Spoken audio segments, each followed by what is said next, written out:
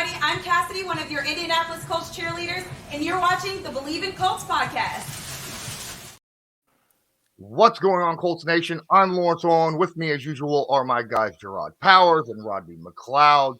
And today we are going to go over the Week 17 loss to the New York Football Giants.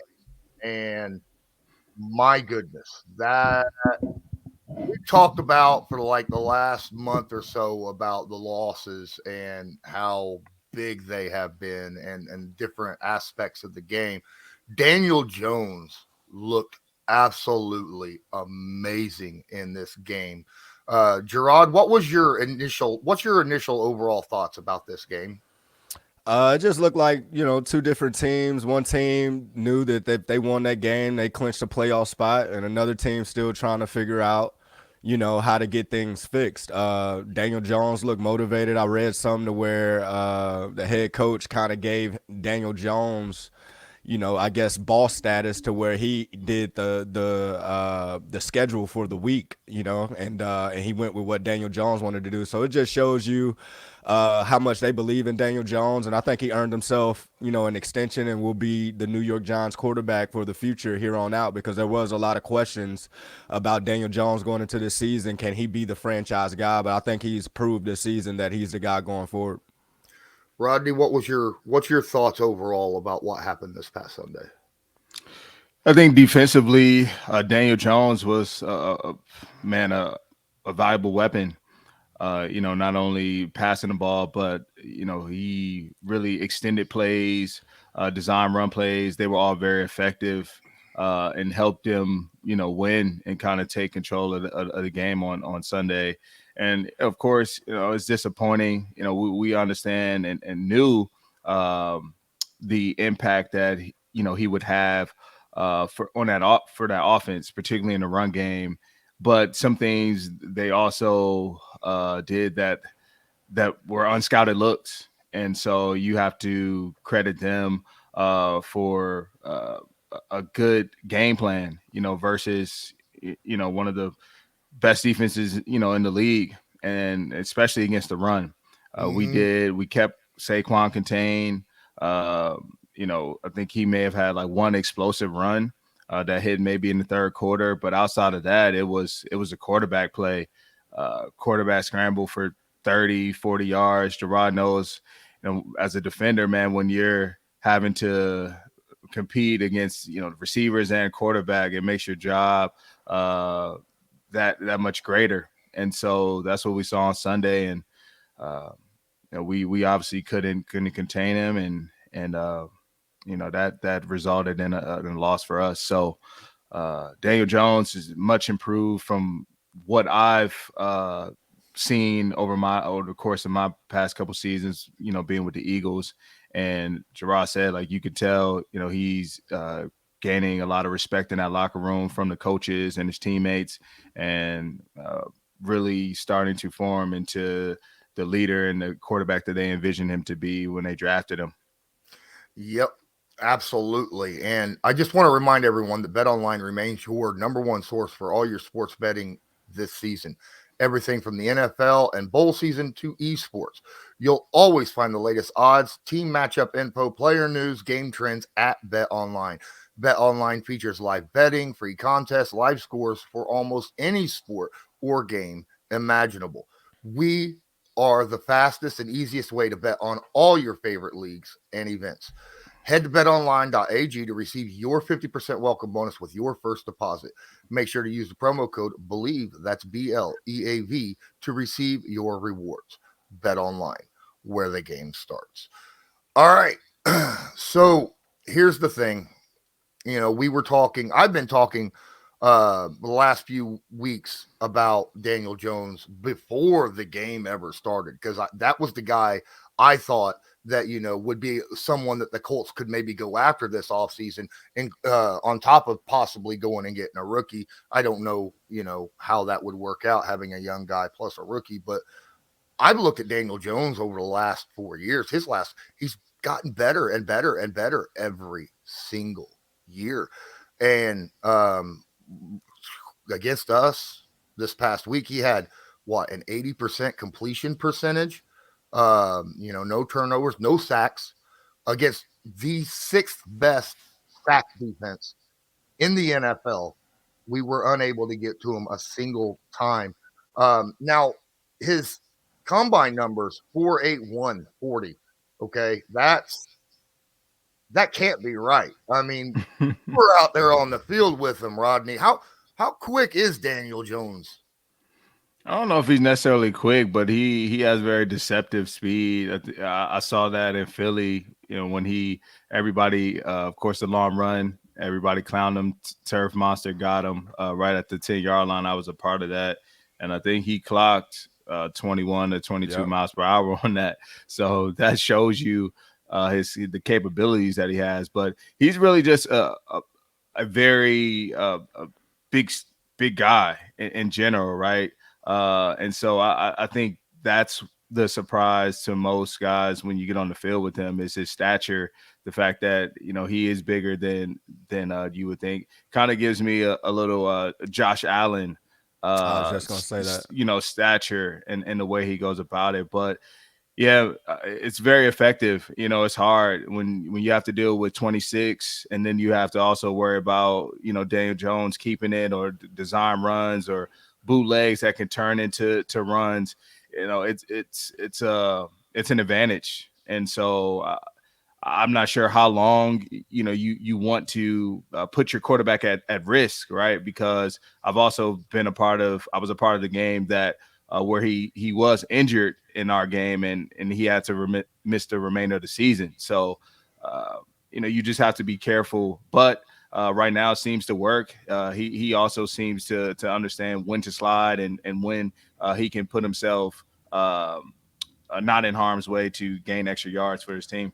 Yeah, I think his style of running when it comes to it, I was gonna say his stature kind of reminds you of a Josh Allen, maybe not as big, but he's just in that ballpark.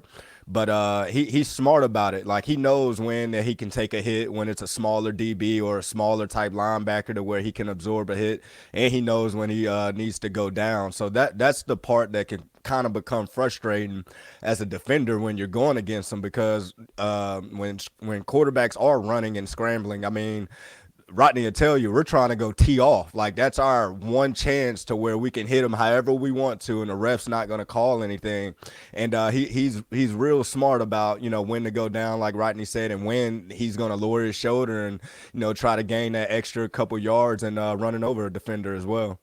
Absolutely. Yeah, I do feel like they need to, as a league, look into those rules, those protection rules, though, because to your point, Bobby got flagged for a personal foul, but a series or two plays before, you see Daniel Jones staying up, right? He literally tried to stiff arm, him later on a 3rd and 5 play. And so at what point as a defender are you put in a compromising situation? I mean, we're talking about every yard matters. And you don't know, right? The minute you let up, these quarterbacks are savvy. We saw even with Matt Ryan, we're playing the Raiders and they let up thinking that he's going to give himself up on the sideline or go down, and he cuts back and it turns into, 10, 15 extra yards. And who knows, that could be a 2-minute, play and be the difference in the game.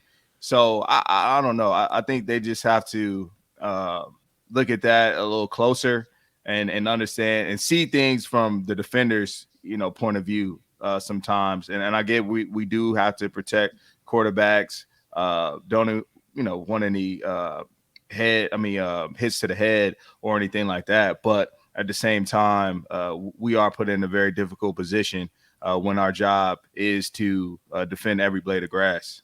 Absolutely. I mean, that play you were talking about with Bobby, I mean, I was a little upset because it looked like that Bobby launched at the same time that Daniel started to slide, you know? And how can you fault a guy when it happens same time, and on top of that, it's not like Bobby followed through, Correct. he tried to avoid him as he saw him trying to slide. He was already in the air. But to your point about these, roughing the passer and stuff like that, Nick Foles had his, a big bonus situation go on in that spot where the defender was up in his face, thought that Nick Foles threw the football, but didn't. It was a pump fake. And then Foles was able to, pull it down and then get rid of it as the dude just stand there in front of him. And that is because of, the defender not wanting to get hit with that kind of call. Something has to be done about that, like you say, because it's affecting the game on how it's played at overall. But it's also affecting players' pockets. That defender, with Nick Foles, I mean, I know he don't want to get a penalty, but he also don't want to get fined, as well. And same with our guys. So, I think they just need to come up with some just clear way that defenders know what they can and can't do. It can't be a judgment type call. I feel like if quarterbacks are going to scramble, I mean, it is what it is. I wonder if a running back is running and he goes to slide at the last second, trying to give himself up and they hit him, are they going to call that the same way they'll call it if a quarterback does it? So I just think it just needs some clarification for sure. Mm-hmm. I believe that as well. And, the thing about, I want to get back a little bit on Daniel Jones, because this is a interesting situation that I'm looking at. Did you know that Daniel Jones, his interception percentage is the lowest in the NFL? Yeah, I think coming into the game, we highlighted that they had some of the fewest turnovers, particularly when it comes to interception. I think he's only on 5 on the year. So it was going to be a great challenge for us to see, how we can create some turnovers, especially, when, he's doing a good job at protecting it. But we did get a turnover. Bobby had that punch out. You had the recovery there. Could you take us through that play on what happened?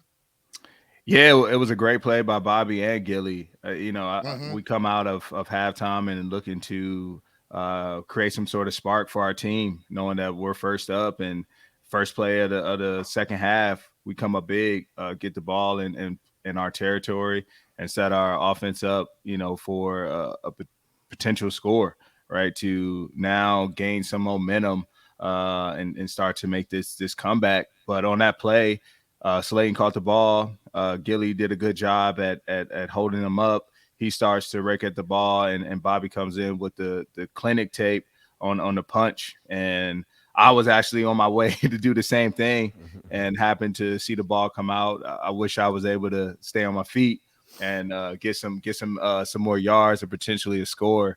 That would have been great. But at the end of the day, the recovery is good, and now you set your offense up for the ability to be able to put some points on the board. So I got to ask both of you guys, the injury, Kayvon Thibodeaux on his sack on Nick Foles. And then obviously we know about the injury to Foles, and then Thibodeaux had that celebration that while, right beside, there's a lot being said about that. Do you put that on Thibodeaux, or do you think that maybe he just didn't realize what was going on? I was just curious, both your guys' thoughts on that. I think as player etiquette, if you know a guy's hurt, you're not going to do anything to kind of show up the guy. I think that's one of those just unwritten type things that you just know as a player. When I watched the play, it seemed like he rolled over immediately and just started the celebration. So he might not have known that Nick was hurt unless, he could hear Nick screaming on the sideline or something. I mean, screaming right next to him or something like that. But I didn't initially think that he, really knew that Nick was hurt or anything like that, because as players, like I said, you don't want to see anybody get hurt in our game. You want guys to, be able to stay healthy, go home back to their families, and, live their lives how they live it. So I'm not going to sit here and say that Thibodeaux knew that Nick was hurt and he just celebrated right in front of his face like that. Yeah, I gave him a pass initially, right? As soon as he made the hit, I think it was simultaneously celebration for him. And then in that moment, you don't understand the severity of the injury, nor did I'm sure that he saw the injury, right? Like, you're just caught up in the moment. But the minute you go to the sideline and you see what's happening, it looks as if Nick is in serious pain. The way that he's moving on the ground. I was nervous for him. I didn't know if he was seizing up or what was at stake. And immediately, you switch your mindset and it goes into, man, this is a peer of mine. This is somebody that, puts his body on the line the same way that I do. And so now that compassion has to now come into the forefront. And that's all that matters, is the health of that player at that moment in time. And so it's disappointing when you see the fact that he took it to the sidelines and gave, the sleeping antics as if he put him to sleep. And that's where that's where it crossed the line, to a point where you blatantly disrespectful now. That's disrespectful. Sure. and like you said, that's an unwritten, rule in the league, and you just don't cross that line. And I mean, we saw that firsthand last night. Imagine if, that was something that somebody did in that instance. You don't know in that moment what that injury is going to lead to. So just, hoping that, he can learn from that moment. He's a young player. He's a good player. But obviously he just has to a little more maturity in that moment. But at the end of the day, glad Nick's, he was able to walk off. You see the cart come out, but he was able to get off on his own 2 feet, walk off, man, and lifting, got him up in my prayers as well. Absolutely. It was good to see him get up. Well, after, like you said, after we saw the cart, things started really getting a little bit hairy right there, and a lot of thoughts went through everybody's minds. Yeah. After the injury, though, the young man come out and played quarterback for the Indianapolis Colts. Jerraud, what'd you think of his play out there on the field? I mean, I didn't expect too much from Sam. I mean, he's still a young player, still got a lot of learning to do in a tough situation. So I didn't, necessarily think Sam was just gonna come out there and light it up, man. It's a tough situation to be put in, and he tried to do the best that he could in his opportunity. Rodney, what do you think of the young quarterback's abilities that game? I know you don't watch the offense too much, being that you're, but did you get to sit back and see anything? Sam clearly is in a difficult situation, having to come into the game under those circumstances, but I felt like he competed, and that's all you can ever ask. He's a competitor, and that's what I've noticed from him from day one, and clearly going against him in practice, he's going to do that no matter what. And so that's all I can do that's all I can ask of any player on the team is give your best, give your all, and be competitive as possible. And so I felt like Sam demonstrated that. He was able to get a touchdown for us late in that game. And, you saw him doing everything he possibly could. And so happy for him, proud of him. And I'm sure, he's going to get another opportunity to go out there and showcase his talents and abilities. Absolutely. One of the reasons why Saturday moved on from Matt Ryan and went to Nick Foles was he wanted shots downfield. The Colts did get a shot downfield and an amazing play by Parris Campbell. Jerraud, what was your thoughts about the play? I mean, to me, that looked absolutely fantastic. I was so happy for Parris with that opportunity. I mean, anytime you can make a big time catch in traffic like that, I mean, it just boosts up everything about the day for you. You think you're about to have a day when you have those type of catches, and that's for sure. Right. But those are the type of plays that, we've been wanting to see all year. Is us take some shots and give guys some opportunities to go down and make plays. But to see Parris do it with his history of injuries and him being healthy all year and really showing people the type of player that he can be, that's going to look good going forward for him, whether it's with the Colts next year or somebody else team going into the offseason. Absolutely. Rodney, your thoughts about Parris and maybe not just that play, but, practice against him, week in and week out? Hey, man, watch your head. You know what I'm saying? That's what we said after that play. Remarkable grab to be able to do it in traffic like that.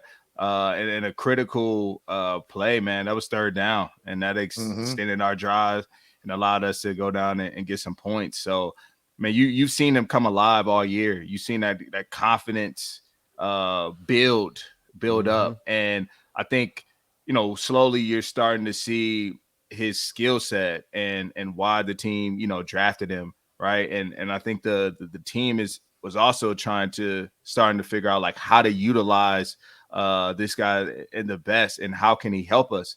And you see that in the screen game, his ability to be able to, catch the ball in traffic and get yards after the catch, which is huge in this game. And then just make tough grabs, from time to time. So I'm excited for PC, man. Happy, he shared his story with us one time. He was able to speak with the team and learned a lot about him. Didn't know that he suffered as many injuries as he has in his young career, but it's impressive to see, him persevere and his mindset, right? And how that made him a better player and how that made him stronger. And I know firsthand about, having devastating injuries, and it affects confidence and your belief and you're questioning whether or not you want to continue or you have enough to continue playing. So it's good just to see him in this form, him making plays consistently throughout the year, and praying that, he finishes out this year, more importantly, healthy.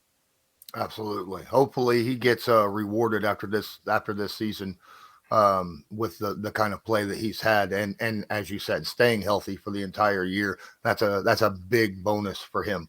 I think that's going to do it for this episode as we went over the Colts and Giants, the Colts losing to the Giants this past Sunday in a pretty big way. As you guys were talking about, the Giants were fighting to clinch a playoff spot, and they definitely played like that's what they were doing it for. So congrats to the New York Giants. I think that broke a streak of not making the playoffs since 2016, I Bleav. Yeah. So, happy for them and their fans.